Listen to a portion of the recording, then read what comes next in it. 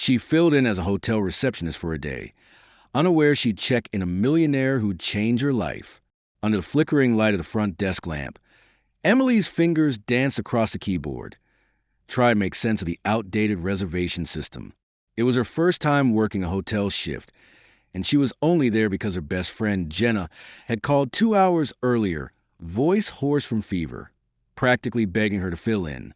The hotel was small, tucked between shuttered shops and quiet alleys, but tonight's rain made everything feel more isolated.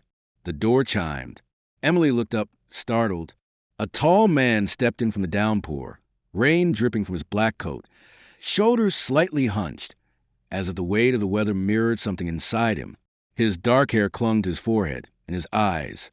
Those eyes were lifeless, hollow, as if they had not seen light for far too long. She cleared her throat and put on her best smile. "Good evening. Do you have a reservation?" He hesitated, standing a little too long in silence. I'm not sure," he said, voice low, almost raspy. "I called earlier." She nodded and began typing. "No problem. What name should I check under?" Again, that pause. He looked at her, not just at her face, but through her, like someone trying to decide whether to speak or disappear. "Graham," he said finally. "Graham Weston." Emily entered the name and quickly found the booking. "Got it. Room 204. One night, king bed, late checkout." He didn't respond. "Would you like help with anything else?" she asked, handing him the key card. Graham took the card slowly. Their fingers brushed for a split second, but he didn't flinch, nor did he smile. "Thank you," he murmured, then turned. Halfway to the elevator, he stopped.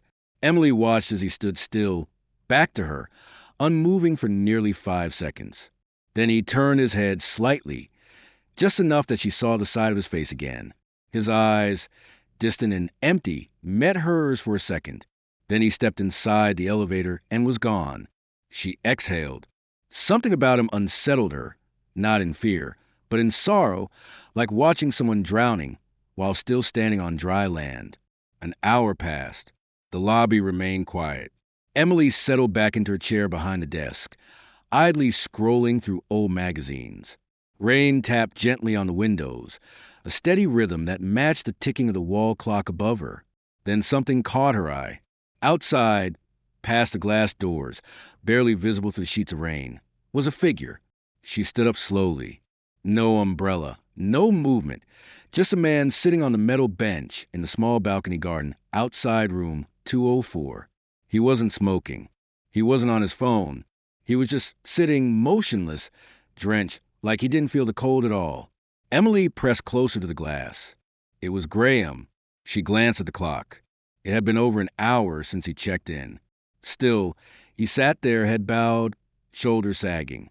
She wanted to step out to ask if he was okay. But something held her back. Not fear, intuition. An unshakable feeling that this wasn't just a man caught in the rain. This was someone trying to feel something, anything. A flash of lightning lit up the sky behind him. For a moment, his silhouette was sharp against the wet stone walls, hands clenched together like in prayer or despair. Emily's chest tightened. She turned away from the window, heart pounding, unsure why her throat felt tight. Back at the desk, she stared at the blank notepad beside the phone, and slowly, almost without thinking, she tore a piece from it. She picked up a pen. Her hand hovered for a moment. Then she wrote a single sentence. She folded the note carefully. No one came into the lobby after that.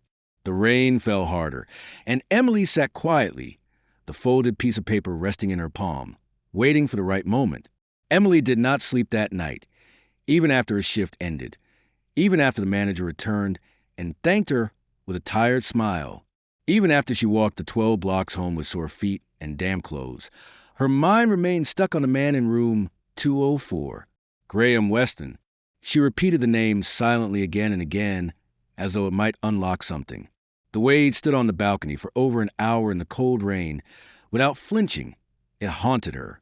It wasn't just sadness in his eyes. It was vacancy, a kind of stillness that whispered not peace, but surrender, as if his body remained only because no one had told it to stop breathing yet. By clock's eye, she was still awake, wrapped in a worn blanket. sitting on the edge of her narrow bed. Her tiny apartment buzzed faintly with the sounds of distant traffic and a neighbor's television. Her knees were pulled up to her chest, her thoughts looping endlessly. She had seen that look before, on herself, in mirrors, in moments when the world felt too heavy to carry. She reached for the battered spiral notebook she kept beside her bed. It usually held grocery lists, work schedules, reminders to call her landlord or email professors. She flipped to a blank page, then paused. What could she say to a man she didn't know? What could she possibly write that wouldn't sound naive? She didn't overthink it. She let her hand move, her heart speaking faster than her mind. If you are still alive today, you are braver than you think. No name, no explanation, just that it wasn't advice. It wasn't pity. It was truth, one she needed to hear herself sometimes. Before dawn, she returned to the hotel. She told the night receptionist that she'd left her phone charger in the break room. No one questioned her. Room 204 was still occupied. A faint strip of warm light glowed from beneath the door. Emily crouched, folded the paper in half, and gently slid it under with a shaky finger. Her heart thumped her throat. She stood for a moment, staring at the number on the door, then walked away. The next morning, she returned to her normal life. Graham was gone, checked out before sunrise. No message, no note, no trace. His room was cleared, his name crossed off the log. When Emily asked Jenna at the front desk if he'd said anything, Jenna only shrugged. Nothing. Handed me the key and walked out. Didn't even ask for a receipt. A strange feeling bloomed in Emily's chest. Not sadness, not exactly, just hollowness, like waiting for a reply that never came. She told herself she was being foolish. He was a stranger, a man she'd seen once. It was silly to expect a sign, a thank you, a smile. But still, she had hoped for something. Instead, all she got was silence. Days passed. She went back to the chaos of her life. Bookstore shift in the morning, cafe work in the evenings, library hours squeezed between. Her bank balance dropped. Her tuition bill loomed. Her college advisor warned that without payment, her enrollment might be suspended. The pressure pressed down harder. She tried to forget room 204.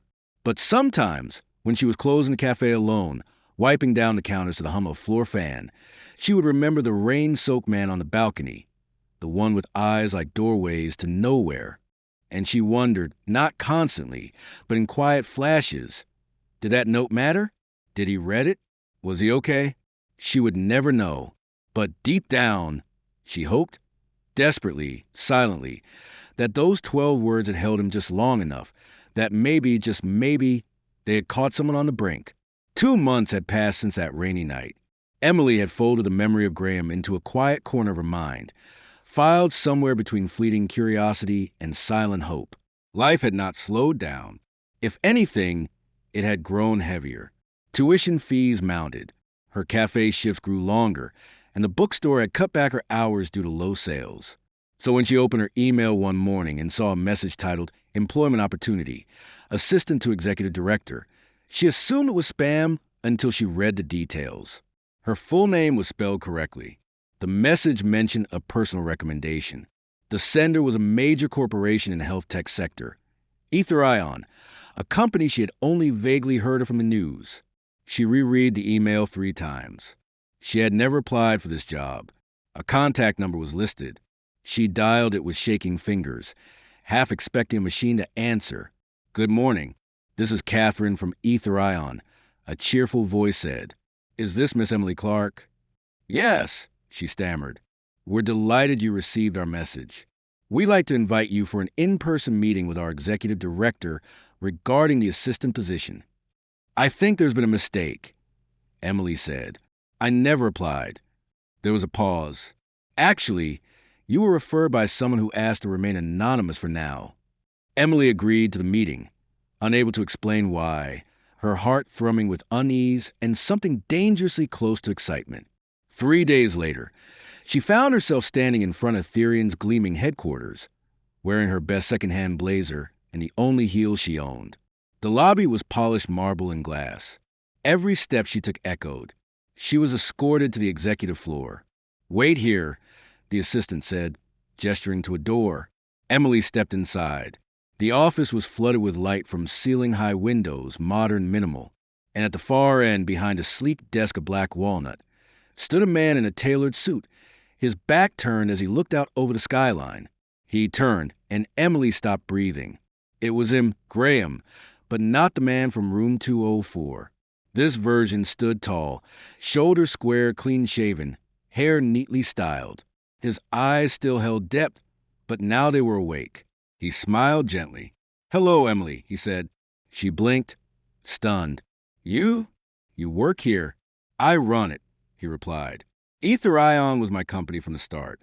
I've just returned." She could barely find words. "I don't understand." Graham stepped forward, pulling something from his jacket pocket, a folded piece of paper. It was worn at the edges, water-stained, but still legible. Her handwriting. "If you are still alive today, you are braver than you think." "I kept it," he said softly. "I read it 3 times that morning, and then I got up, packed my bag, and checked out, not because I felt better, but because I realized someone out there believed I might be worth saving." Emily stared at the note in his hand, her chest tightening. "I had planned," he continued, "to end everything that night. I won't lie to you. I was not in pain. I was numb. I believed nothing mattered. But that line you wrote," he looked at her now, voice trembling just slightly. "It interrupted that silence in my mind. It was the first voice that didn't sound like judgment or shame. It was hope." Emily swallowed hard, emotions rising. I didn't know. I was scared.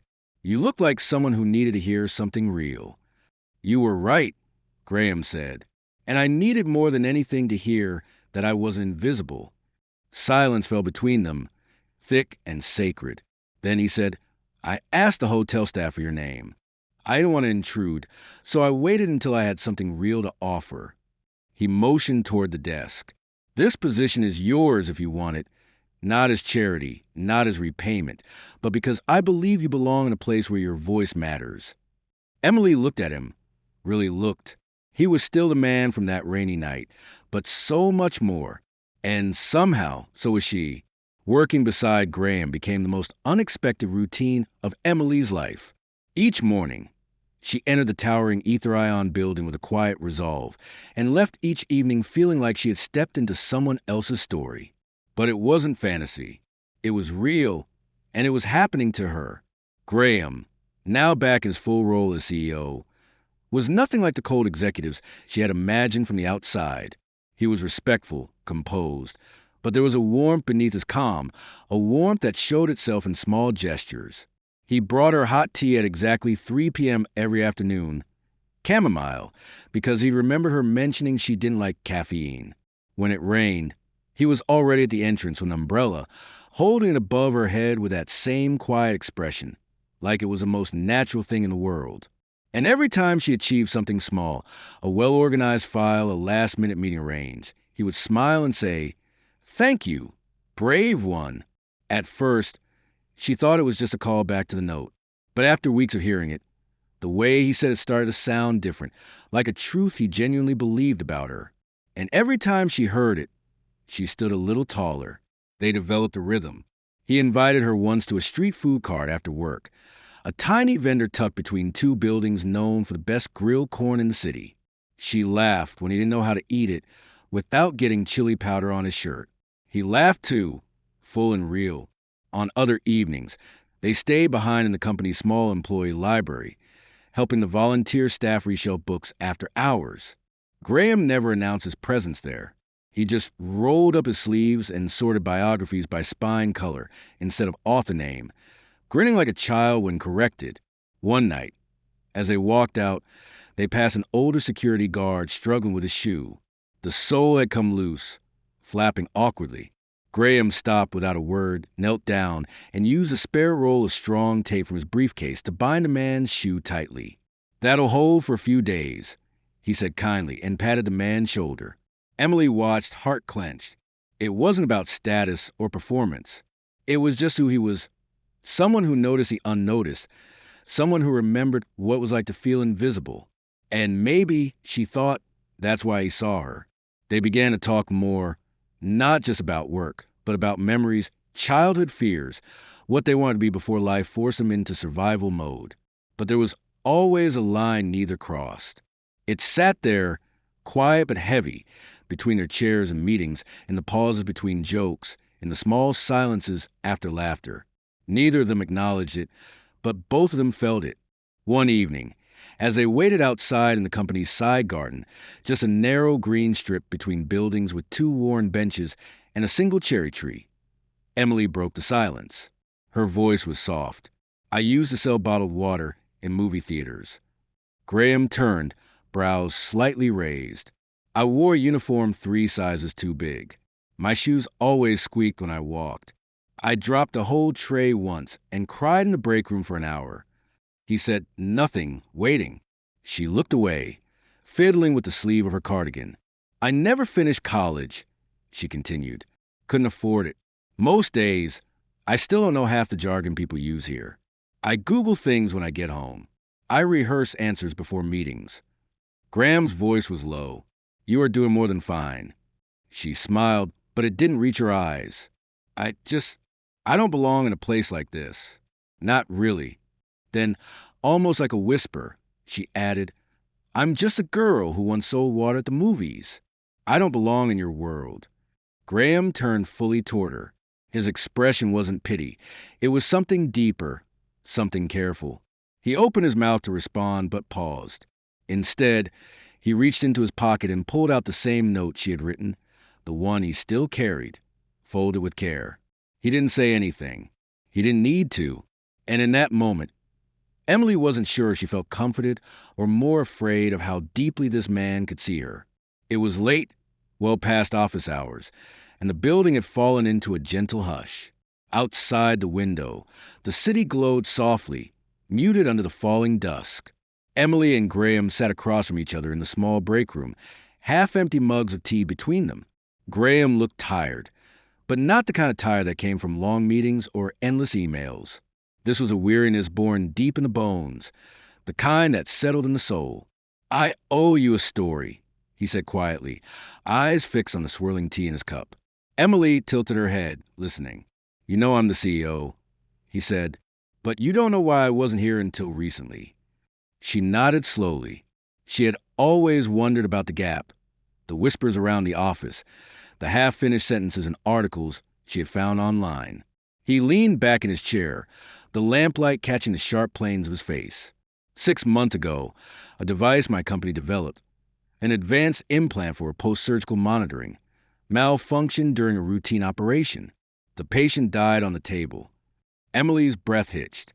The failure wasn't caused by our core technology, he said.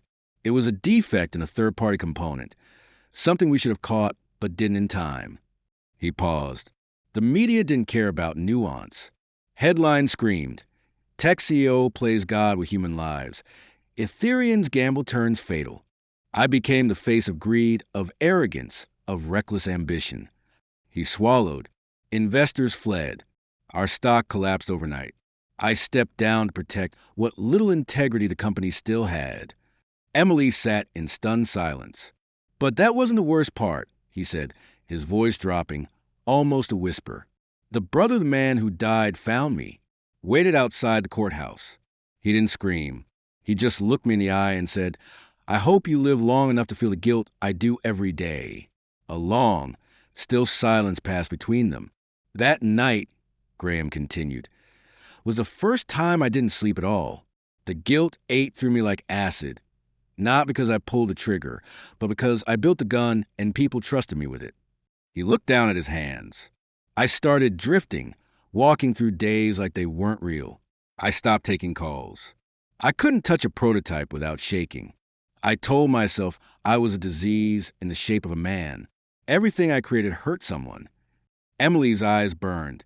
And then, he said, smiling faintly, I checked into a small hotel. No luggage, no return ticket. I didn't plan to check out. She knew. Her heart thudded. But under the door, he said, pulling out the now crumpled note from his wallet. This was waiting for me. He handed it to her. She took it with shaking fingers. If you are still alive today, You are braver than you think. I read it. I read it 10 times. I cried for the first time in weeks. And then I ordered breakfast. Graham leaned back again, voice steadier now. That day, I decided to stop hiding. I hired independent investigators, forced open sealed reports, reran every test. It took 3 months, but the truth came out. It wasn't our tech. It wasn't my team. It was a flaw in one supplier's code, buried under 10 layers of subcontracting. Emily was silent. I didn't sue. I didn't announce anything. I took the report to the victim's family myself. I sat with them every week for 2 months until their son's name didn't taste like acid when I said it. And the company, he said, it's recovering. Slowly, we rebuilt most of the trust, but I came back different. I came back knowing power isn't about vision, it's about responsibility. He looked at her now, his voice lower. And that's when I found you again. Emily's hands trembled slightly as she placed a note down on the table. Her throat tightened and her chest ached in a way she couldn't explain. She had walked into this job thinking she was just a helper, a lucky girl, an afterthought. But sitting across from this man, she realized something powerful. He wasn't a hero, he was a survivor. And so was she. The weeks that followed were the gentlest Emily had ever known. She and Graham worked closely on a new project, a health outreach initiative for underserved communities. It was his idea, but he always introduced it as theirs. Together, they mapped out mobile clinic routes, partnered with nonprofit organizations, and visited local centers. Every meeting, every discussion felt like building something that mattered. And always, Graham was attentive in quiet, almost invisible ways. He would place a cup of warm water on her desk just as she sat down, without needing to ask her preference. If he noticed she was buried in emails, he would leave a small note. Breathe. If her hands were cold in the conference room, he would slide over his mug for her to hold. Somehow, he had learned that she liked flashcards for new words. So one day, tucked between a stack of meeting folders, she found a fresh pack labeled, "Today's English from your quiet supporter." Emily began to feel safe. But with that safety came a knowing fear. She couldn't name it at first. It crept in between compliments and thoughtful gestures, blooming quietly in moments when no one else was watching. It whispered to her when she passed a mirror in the executive elevator, or when she walked through corridors lined with glass walls and confident stares. The question circled her heart like a shadow. Do I really belong here, or am I just passing through someone else's world? At one of the company's formal networking dinners, Emily wore a simple navy dress borrowed from a neighbor and tucked her hair back with trembling fingers. She had tried to walk like she belonged, speak like she belonged, but then came the whisper. Near the dessert table, two colleagues, well-dressed, confident, the kind who'd never once said hello, stood chatting. One of them glanced toward her and smirked. Nice of the CO to bring his assistant, he said. Though, I guess when someone saved your life, it buys them a seat at the table. The other chuckled. Or maybe she's just very persuasive. Emily froze. She didn't clap back. She didn't even turn around. She just walked out of the room, the laughter following her like a ghost. The night air was sharp, the stars too quiet. Inside her chest, something twisted. Back at her table, Graham was still speaking with a guest speaker. He hadn't noticed she'd left. Or maybe he had, but gave her space. It didn't matter. She returned briefly, just long enough to slide a folded note onto his plate. Then she left. The note read, "You saved me from despair, but now I need to save myself from forgetting who I am." She didn't go home right away. She walked for hours through neighborhoods that reminded her where she came from, past clothed markets and dimly lit places where no one knew her name. But every corner held a version of the girl she used to be. Emily wasn't angry. She was afraid. Afraid that she was starting to measure her worth by the gentleness of someone else's world. Afraid that every kind thing Graham did, though it was real and beautiful, might also be stitching her into a life she hadn't earned yet. She needed to step back, not to escape him, but to find herself independent of the man who once made her feel seen. Because if love was to grow, and she was honest enough now to name it love, it had to bloom between two whole people, not one reaching up and the other pulling down. She owed that to herself and to him. Emily handed in her letter the following Monday. It wasn't a resignation, but a quiet step back, a request for an indefinite leave of absence, typed neatly, sealed in a simple envelope, and left on Graham's desk before the office filled with voices, and the day became loud. She didn't wait to see his reaction. She didn't linger for approval. The letter said everything she needed it to. Thank you for believing in me. Thank you for helping me begin. But now I have to walk this next part of the road on my own. She left her badge beside the envelope, its lanyard coiled neatly like a ribbon on a gift. Then she walked out to the glass doors without a goodbye, but she knew somehow he would understand. That evening, she sat at her small kitchen table and enrolled in a night class program at the local college, business communications, digital literacy, and a workshop in nonprofit management.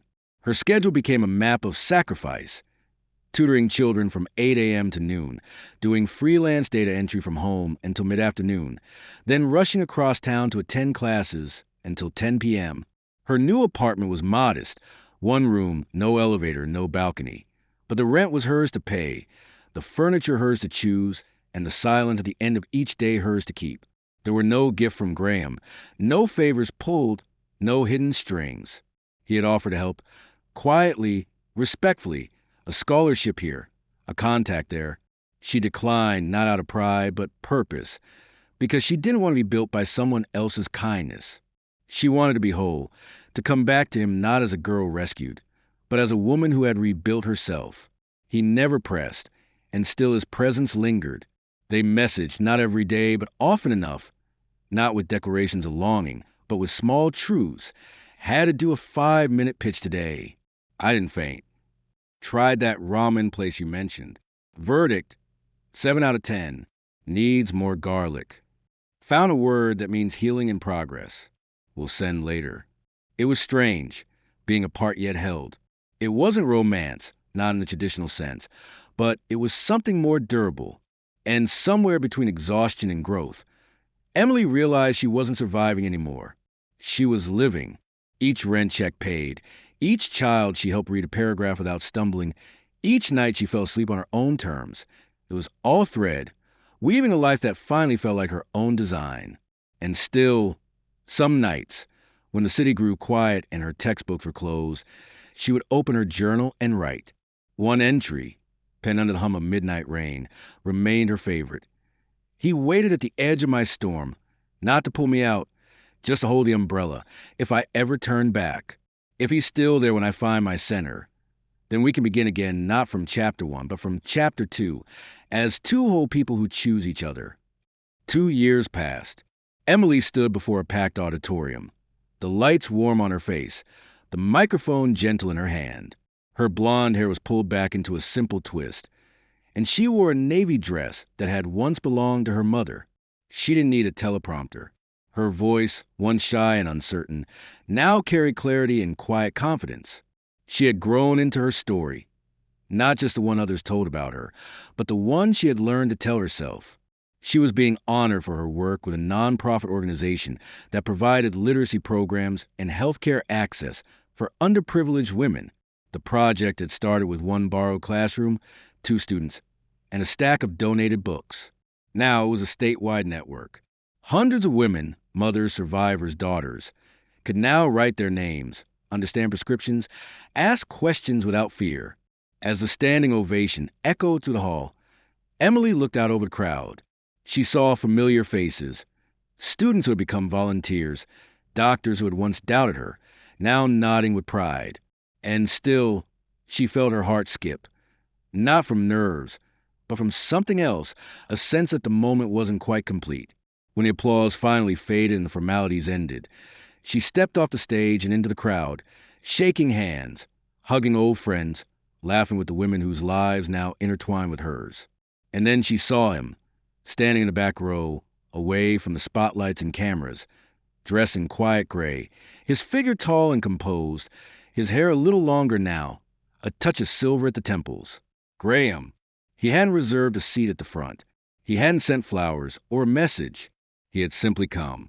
Their eyes met across the room, and everything else, the noise, the lights, the movement, seemed to fade.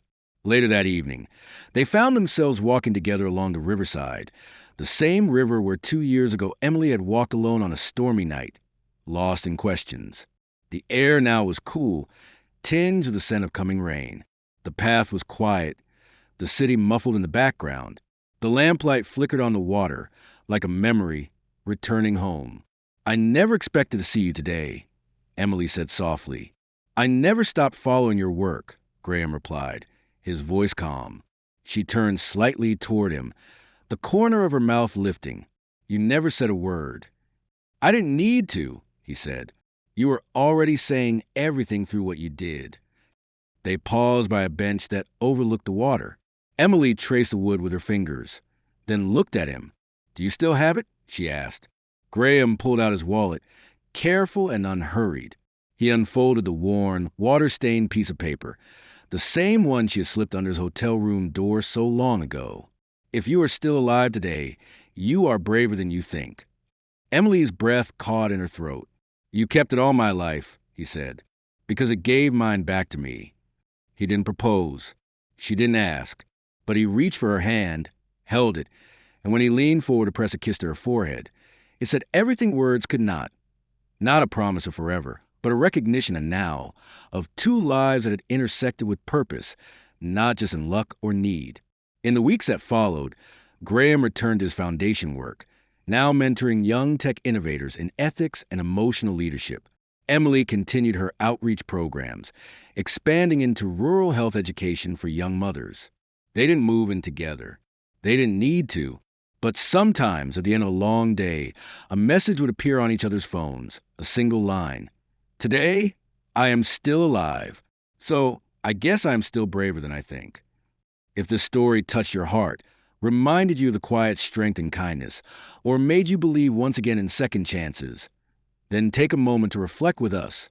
Sometimes, the smallest words can save a life. Sometimes, healing does not come in grand gestures, but in shared silence, in a folded piece of paper, in the simple act of showing up. If you believe in the power of stories that heal, inspire, and remind us of what truly matters, then we invite you to become part of our journey. Subscribe to Soul Stirring Stories for more tales of resilience, love, and hope that will stay with you long after the story ends. Thank you for watching, and remember, if you're still here, you're already braver than you think.